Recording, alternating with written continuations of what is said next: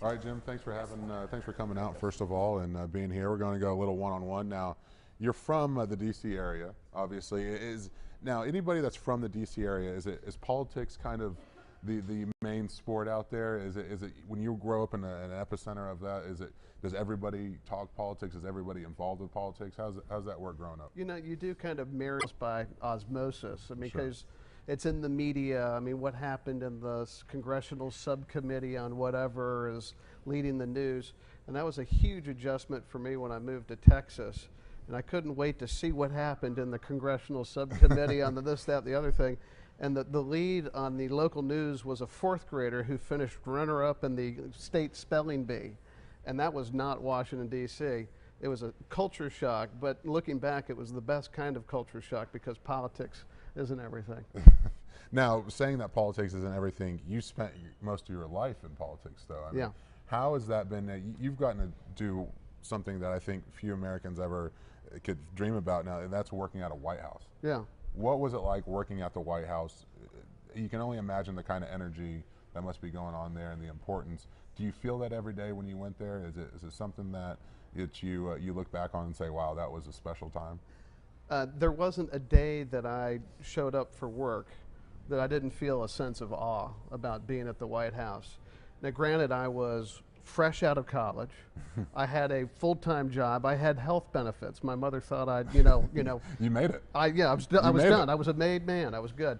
But you feel that sense of awe. And of course, when I started working at the White House, 41 was riding along at 85, 86% in the polls. And about the time I got there, kind of trickled off. And we haven't really figured out if I was. I was about to say, were you the single factor in the decline? My story is it's a coincidence, but we don't know. Did you tell him no new taxes? No. were you the one responsible for that? Comment. Were you the one responsible for that? Is this on? Is this on? Yes.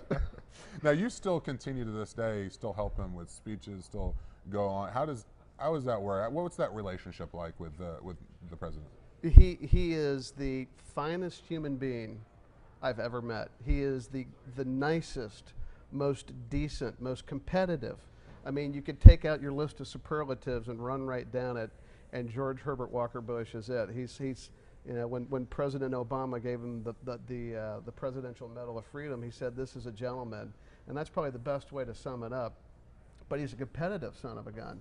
And we've had some great matches out on the golf course, and he's still in it now, even though he can't play golf anymore because of his legs. He still loves going to the Texans games, and of course he's a devoted Astros fan. It's been a tough year for all of them, but he just loves Houston. He loves sports. He loves the feeling of still being in the game. So speaking of sports now, are you still an Oriole fan, or would you grow up an Oriole fan, a Washington Bullets fan, I guess, back then? I did. Have you switched over some of your allegiance to the Houston base? Absolutely. I still, my cross to bear in life is still remaining something of a Redskins fan. Okay. I love the Texans, and I'm a homer, but I still kind of carry that with me. Kind of like Catholic guilt. You can't get away from it. But if they put Rex Grossman back and in quarterback, then I'm done with them. Daniel Snyder is enough. You know how many fan bases have said that around the NFL? You know how many devoted fan bases have said that about Rex Grossman in particular? Yes. Yes. Well, it's a point. There might be something to it, I think, is what it. Do you think Buck Showalter can get the Baltimore Orioles back on track? Or you know, I haven't followed. It's such a tough division. It is. It's an impossible division. And you know, I kind of got a little disgusted with the Orioles ownership that really kind of was going in the Yankees mold of trying to buy a pennant, buy a World Series, and so I kind of turned off of that. I've really become a National League guy since I've been here in Houston. So switching up a little bit, tell me about the newest publication you have. It's called Going to Windward. Yeah. What's that about? Where can people find that? Well, it's online. It's on Amazon.com, for example, and it's a family memoir. I got to work with one of the really, truly special Houstonians, a man named Robert Mosbacher, Secretary Bob Mosbacher, who was and he was a remarkable man. He had a remarkable family story. His at the New York Curb Exchange back at the turn of the century when they were still trading outdoors. So if it's a blizzard, if it's 110 degrees heat, they're out there in the street flashing their signals up to the window. And that's how stocks amazing. got traded back at the turn of the century. So it was awesome to be able, first of all, to get to know him because he was a remarkable man. He passed away, unfortunately, earlier last year.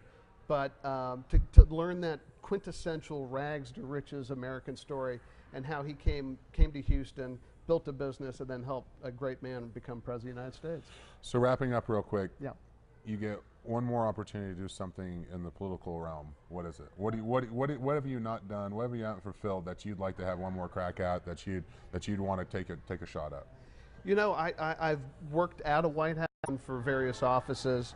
George W. run for governor here in Texas, for example. But I'd like to be a part of helping a president get to I'd like to help somebody get there.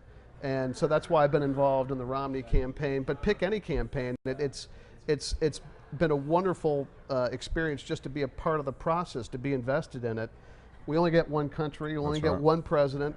And I think regardless of party, regardless of your candidate, I'd encourage everybody to get involved. Absolutely. Jim, thanks for being here. We're going to send it back over to Jason and Chris now.